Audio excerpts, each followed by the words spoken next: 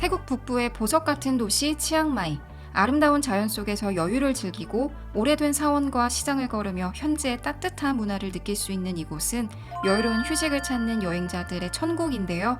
지난 1편 치앙마이 감잡기에 이어 이번 2편에서는 치앙마이를 7구역으로 나눠서 각 구역별 특색과 가볼 만한 곳들을 소개합니다. 지금 시작합니다. 첫 번째 구역은 치앙마이 여행의 중심 올드타운입니다. 올드타운은 700년 이상의 역사를 가진 치앙마이의 옛 도시였던 곳인데요. 과거 란나 왕국 시절 네모난 형태의 성벽과 해자로 둘러싸여 고대와 현대가 조화를 이루고 있는 이국적인 동네예요. 오랜 역사답게 올드타운 안에는 크고 작은 사원이 30개 이상 있는데요. 그중 가장 유명한 곳은 왓프라싱과 왓체디루앙 두 곳입니다. 왓프라싱은 황금색 첨탑과 세밀하게 조각된 장식이 특히나 아름다웠고요. 왓체디루앙은 거대한 탑의 사원이라는 뜻을 가지고 있는데 지진으로 일부 무너졌지만 이 첨탑의 높이가 무려 60m, 평균 아파트 20층 높이로 정말 웅장해서 고대 란나 왕국의 위엄이 느껴졌습니다.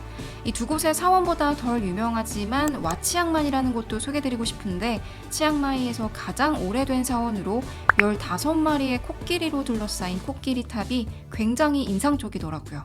여기서 알쓸신잡. 태국 여행 하다 보면 코끼리 조각상, 벽화를 많이 보게 되는데 태국에서 코끼리란 어떤 의미일까요? 여러 일화가 있지만 대표적으로 하얀 코끼리는 부처님이 과거 생에서 태어났던 모습 중에 하나로 신성한 동물로 여겨지고요. 또 매우 드물기 때문에 발견이 되면 왕에게 바쳐져 왕실의 권위와 위엄을 상징하기도 한다고 해요. 코끼리는 강인한 체구를 가졌지만 동시에 온순하고 지혜롭기도 해서 힘과 지혜의 조화를 상징하기도 합니다.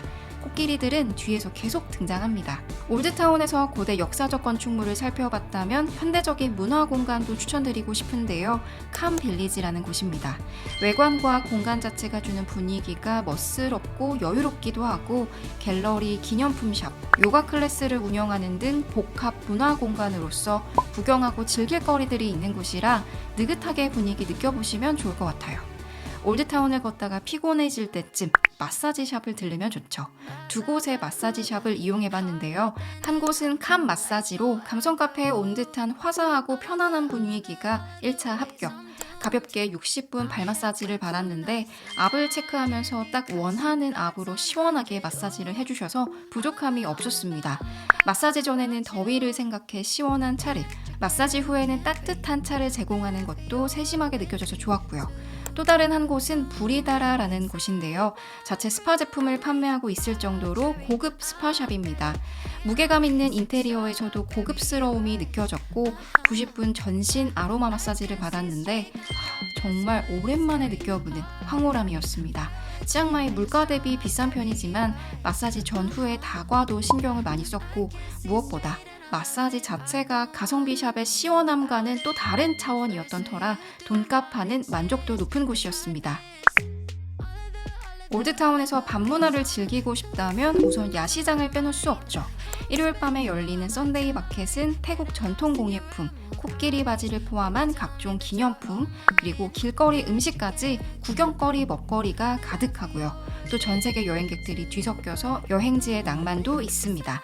다만 일주일에 단 한 번 열리니 혼잡한 점은 각오를 하고 가시는 게 좋겠습니다. 물론 일요일이 아니어도 즐길 수 있는 야시장도 있는데요. 올드타운 북쪽 창푸악 야시장, 남쪽의 치앙마이 게이트 야시장입니다. 저렴하게 현지 음식을 먹을 수 있을 뿐만 아니라 로컬들도 많아서 현지에 녹아드는 느낌이 들더라고요. 마지막 밤문화, 치앙마이라서 즐길 수 있는 것 바로 재즈클럽인데요.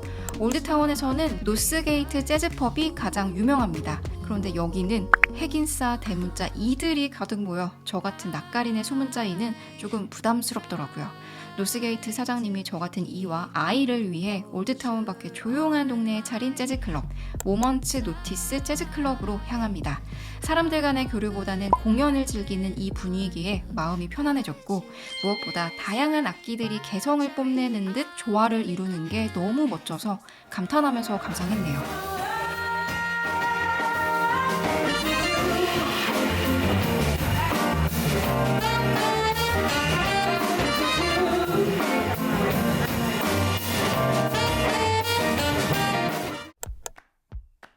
이번엔 올드타운 옆 동네 핑강 인근으로 가봅니다. 핑강을 중심으로 올드타운과 핑강 사이에는 멜리아, 인터컨티넨탈, 메리어트와 같은 유명 4호선급 체인 호텔들과 주로 관광객들을 타겟으로 하는 시장, 펍, 클럽들이 위치해 있습니다.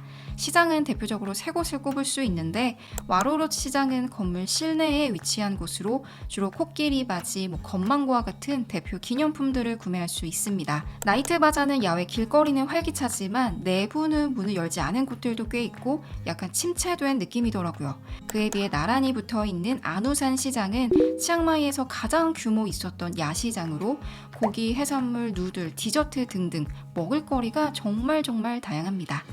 야시장에서 배를 채운 뒤 흥을 즐기고 싶다면 띠어터라는 재즈 클럽을 추천드리고 싶은데요. 와, 진짜 공연하시는 분의 그루브와 바이브에 반해버렸습니다. 보통 느낌 있는 게 아니라 감명을 받았고 흥겨워서 같이 신나버렸습니다.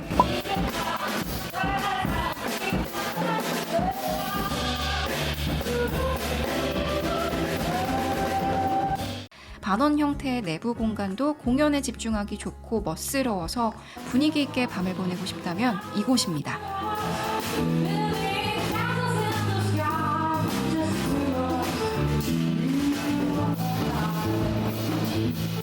핑강 동쪽으로는 로컬 지역으로 현지인들이 방문하는 시장이 궁금하다 하시면 쌈바커이라는 시장을 가보세요. 우리나라 전통 재래시장과 같은 곳으로 레몬그라스 등의 허브와 향신료들, 식재료로 나와 있는 거북이까지 우리나라에서 보기 힘든 신기한 식재료들이 많더라고요.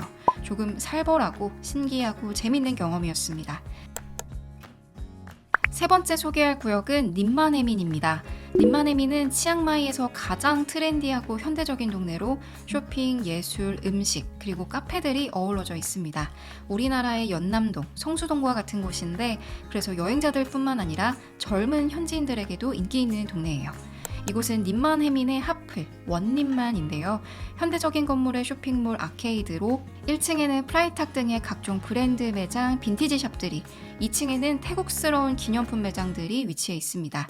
특히 1층 아웃도어 편집샵 매장들이 꽤 구경할 만했는데 치앙마이 로컬 브랜드인 캄 아웃도어의 티셔츠와 모자가 질도 좋고 디자인도 귀여워서 한국에서도 오래 착용할 기념품 찾으신다면 꼭 들러보세요. 원님만 한가운데 광장에서는 마켓도 열리고 야시장도 열리고 공연도 있어서 언제 가더라도 늘 활기찬 분위기를 느끼실 수 있을 겁니다. 원님만 바로 옆에는 화이트 마켓이라는 작은 플리마켓이 열리는데 살 거는 많아 보이진 않지만 아기자기하니 가볍게 구경할 만하고요. 근처 플레이웍스라는 편집샵 겸 소품샵도 들러보세요. 앞서 캄 아웃도어를 포함한 로컬 브랜드의 옷, 자파류와 예술적인 감각이 느껴지는 엽서, 포스터, 스티커, 자석 등 지갑을 노리는 작고 예쁜 것들 투성이라 귀여운 거 좋아하시는 분들 필수 코스입니다. 원님만 대각선에는 큰 쇼핑몰 마야몰이 자리하고 있습니다. 마야몰 지하 1층에는 현지 식료품을 사기 좋은 큰 마트, 화장품과 약을 구매할 수 있는 드럭스토어가 있어서 여행 후반부에 들러 각종 선물들 구매하시면 좋습니다. 님만해민의 마사지샵 너무 많은데 저는 뮤즈 마사지라는 곳을 2번 방문했습니다. 좋았던 점은 가성비 샵인데도 깔끔하고 보통 발 마사지 받는 곳이 오픈되어 있거나 밝은 편인데 이곳은 조도가 낮고 모르는 사람과 커튼으로 분리를 해주어서 편안하게 발 마사지에 집중할 수 있더라고요. 그리고 가장 중요한 마사지 스킬과 앞, 타이 마사지는 조금 아팠고 발 마사지는 인생 최고로 시원했습니다. 선생님들을 조금 타는 것 같지만 한국분들 후기는 워낙에 좋은 곳이라 걱정 없이 방문하셔도 될 것 같아요. 다음은 로컬 지역으로 가봅니다. 네 번째 구역 산티탐은 현지인들이 주로 거주하는 지역으로 한적한 로컬 분위기와 합리적인 가격의 숙소들이 있어 장기 여행자들이 선호하는 동네이기도 하고요. 저렴한 가격의 맛집, 조용한 카페들도 많아 단기 여행자들에게도 알려지고 있는 숨은 보석 같은 동네입니다.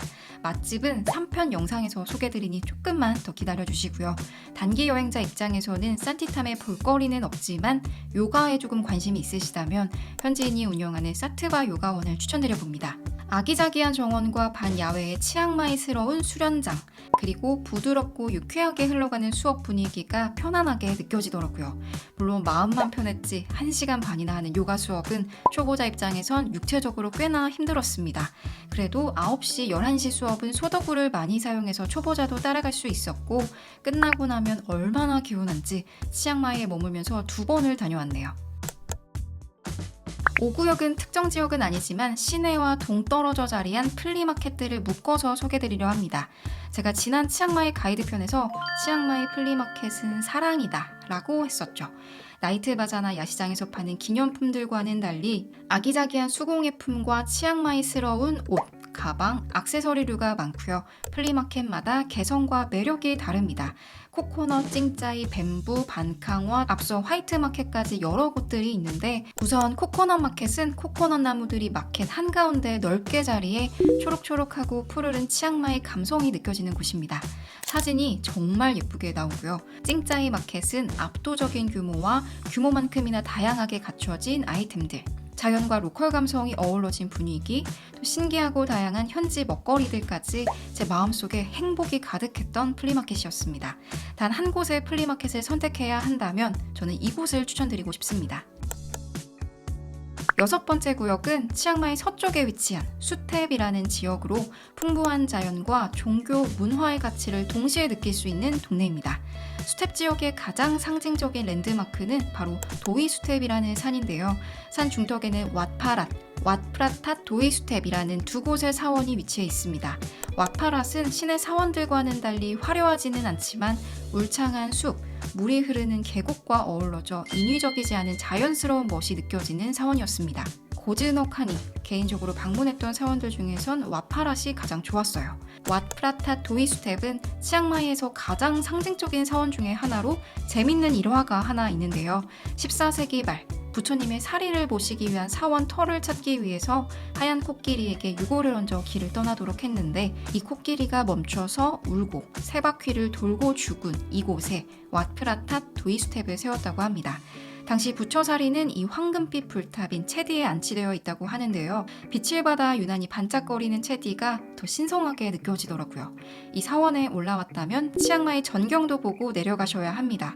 화려한 도시의 야경은 아니라서 시시할 수도 있지만 소박하게 반짝이는 도시의 불빛도 고요하니 예쁘더라고요. 수탭 지역에서 유명한 사원이 한 곳 더 있는데 왓 우몽이라는 곳으로 동굴 사원으로 알려진 곳입니다. 이 동굴은 한때 수도승들이 명상과 수행을 했던 곳이라는데 고요하고 신비로운 분위기에 저절로 마음이 숙연해지더라고요. 분위기 바꿔서 귀여운 거 좋아하시는 분들 주목! 수탭 지역에는 예술가의 마을이라 불리는 반캉왓이 있는데요. 현지 예술가들이 모여 창작 활동을 하고 클래스도 운영하고요. 직접 그리고 만든 그림과 공예품을 팔기도 합니다.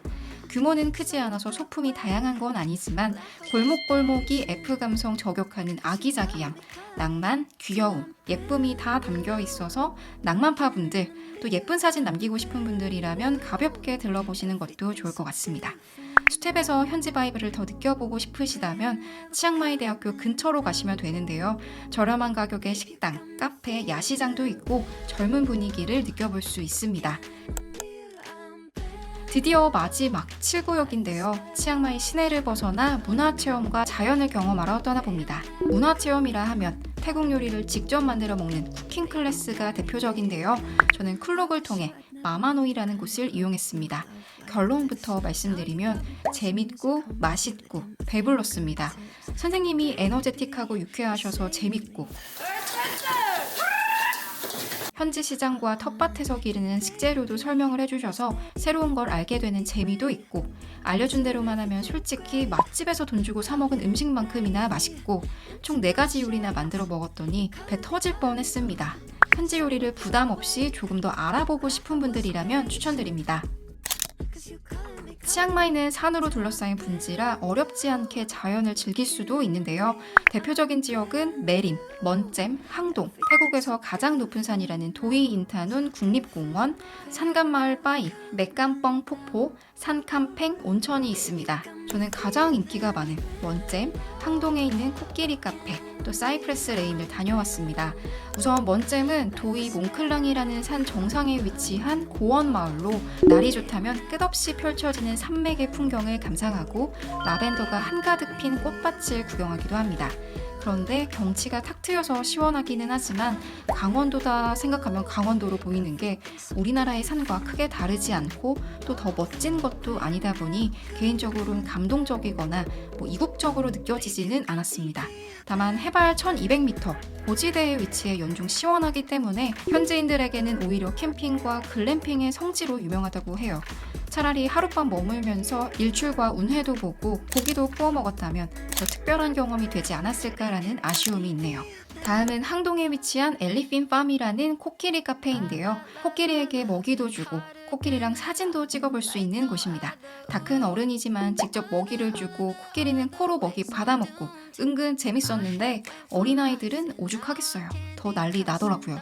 어린 자녀분과 함께하는 여행이라면 놓칠 수 없겠죠.